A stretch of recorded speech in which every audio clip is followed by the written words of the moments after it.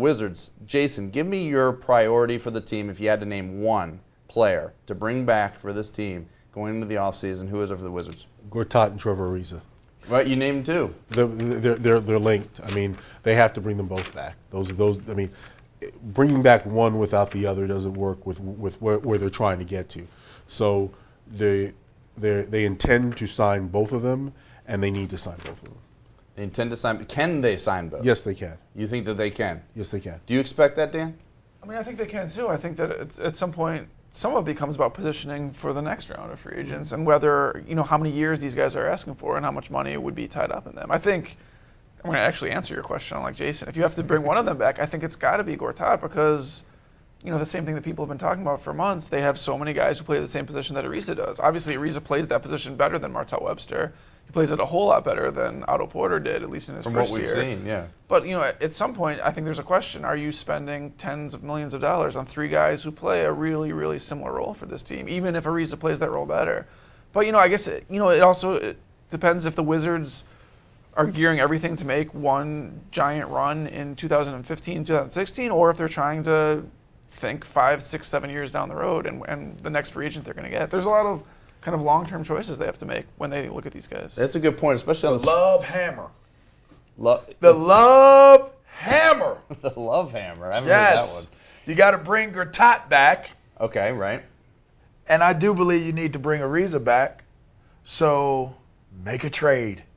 Make a trade with, I hate to do it, let's get rid of Otto Porter and Nene and bring in Kevin Love. Even if you have to put Martellus Webster into the trade, keep Ariza, keep Gortat, bring in Love.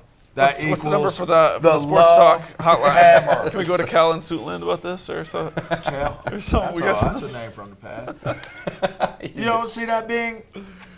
I mean, they're trying to get rid of Kevin Love and get some value for it. Why not get a draft pick? Jason, let me ask you this. You're big on bringing both back, obviously. And Dan's point is a good one. I mean, what is the window for this team if you bring those guys back? I mean, obviously, Gortat and Ariza are not old, but they're not young either. What is the window of opportunity for this team if you're signing them for 3-4 year deals? People are looking at this the completely wrong way.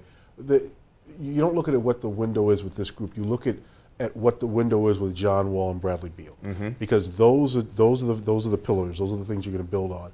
And John is 23 and Bradley is 20. In 2 summers, Kevin Durant will be up.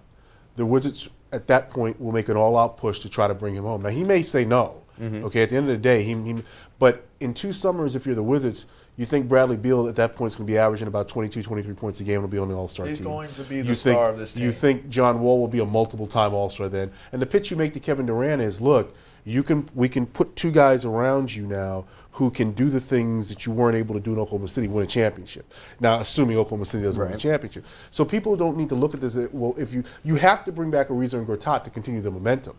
They just get you to the next phase. The next phase is you make the pitch. I think there is a momentum question, but I also think, and it's kind of an uncomfortable question a little bit. I know you love Ariza, but you do have to wonder, is he going to play at this same level when he's not in a contract year? Would there be a drop-off? Because I think he's a player that historically has not always played. Yep.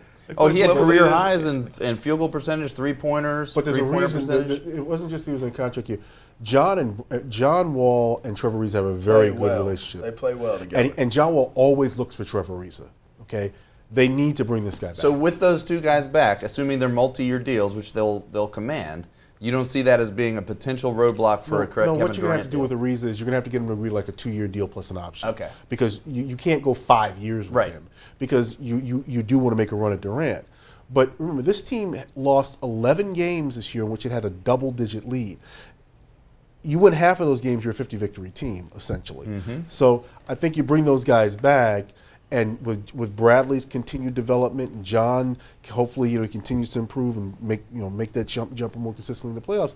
You got a team now, and Otto Porter. And another thing too, the Martell Webster thing. Likelihood is you're not trading Martell Webster. Now Ernie was able to unload Gilbert, and that was an incredible feat. I don't know if he'll be able to unload Martell Webster, with the money he's making, $5 million plus a year. Y'all are taking me seriously here, and I don't like it. Okay. I don't like it. About the Kevin Love thing. Yes.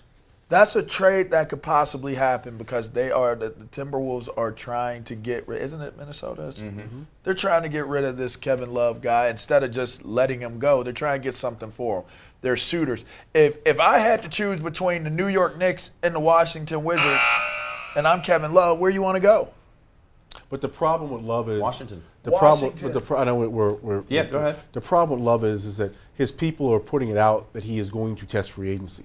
So if you're a team like the Wizards, you can't trade like hypothetically Nene and Otto Porter. He's never going to win in Minnesota. There's I got not you. enough players there. You're talking about the Wizards now. I'm talking about Okay. But he's a player in Okay. play that it would be an enticing. But get. you can't trade a guy like that unless he's going to agree to sign an extension. Right. And if he's not going to do that, well, Quick question: who's to say that won't happen? what do you mean? Who's to say that Love won't do what it takes to get to the type of team that he want to get to, especially if it's an enticing offer? That's true. I've seen crazier things All right, happen. we'll see how it the plays Love out. Hammer. Jason, last question out of that because I want your thoughts on what we talked about last like week. us. Expectations for the Wizards for next year. Obviously, some depends on these free agents. Well, they now. re-signed You Gortat expect and- them to go through the playoffs, win a round, and at least. Yeah, at a minimum? anything else is a step backward.